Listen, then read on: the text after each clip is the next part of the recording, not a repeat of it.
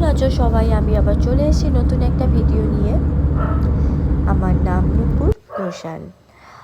তো আজকে আমরা বেরিয়ে পড়েছি চন্দননগরের জন্য। এবং চন্দননগর কলকাতা থেকে খুব কাছে, 2-2.5 ঘন্টা লাগে যেতে।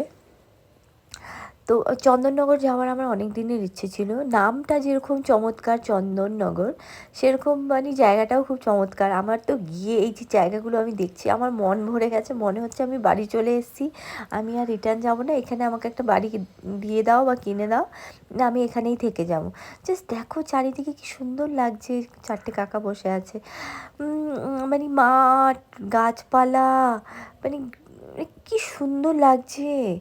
আর গোধূলি অন্তর মানে এই এখন দেখা যাচ্ছে চাঁদ না সূর্য বোঝা যাচ্ছে না। যাই হোক, এই সময় জাস্ট দেখো পাশে আম বাগান রয়েছে, বাচ্চারা খেলছে, অপূর্ব একটা দৃশ্য।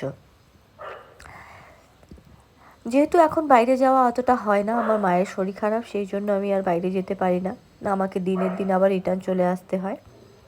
তো আজকে আমি একজন প্রিয় মানুষের সাথে দেখা করতে যাচ্ছি। আমার প্রিয় মানুষটার নাম হলো বিপ্লবী জীবন ঘোষাল, যে চট্টগ্রাম লুণ্ঠন হয়েছিল যখন অস্ত্রাগার মাস্টারদা সূর্য সেনের হাত ধরে, তখন তার মধ্যে অন্যতম একজন বীর যোদ্ধা হলেন এই জীবন ঘোষাল। বাবার মুখে অনেকবার শুনেছিলাম এনার কথা। তো আমার ইচ্ছে ছিল যে কোনোদিন কলকাতা গেলে বা চন্দননগর গেলে আমি ওনার দেখতে যাব। তো উনি যখন ওই লুণ্ঠনের পরে যখন ওরা এখানে চলে আসে, ইনি পালিয়ে থাকে, তখন কিছু মতে খবর পেয়ে ইংরেজরা আবার তার সাথে মানে এখানে একটা যুদ্ধ মতো হয়, ঝামেলা হয়, তারপরে উনি মারা যায়। তো এটা সত্যি খুব একটা দুঃখের বিষয়। তার তার একটা স্মৃতিস্তম্ভ এখানে করা আছে চন্দননগর স্ট্যান্ডে, সেটাই আমরা আজকে দেখতে গেছিলাম। তো তার ফাঁকে আমার খুব খিদে পেয়েছিল, তো ভাবলাম ঘুরতে ঘুরতে কিছু খেয়ে নিই। এখানে দেখতে পাচ্ছি একটা নদীর ওপরে একটা রেস্টুরেন্ট বানানো, যার নাম হলো জলশ্রী।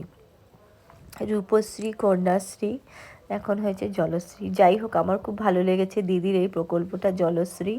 খাবারগুলোও ভালো ছিল।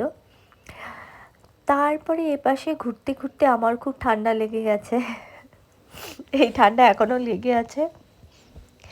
এবার আমরা যাচ্ছি, মানে তুমি জাস্ট দেখো কত সুন্দর, হ্যাঁ, চারিদিকে একদম পরিষ্কার পরিচ্ছন্ন। আমার চন্দননগর শহরটা খুব ভালো লেগেছে। আর যার এই যে হলো আমার প্রিয় মানুষ পেছনে, শহীদ মাখনলাল জীবন ঘোষাল।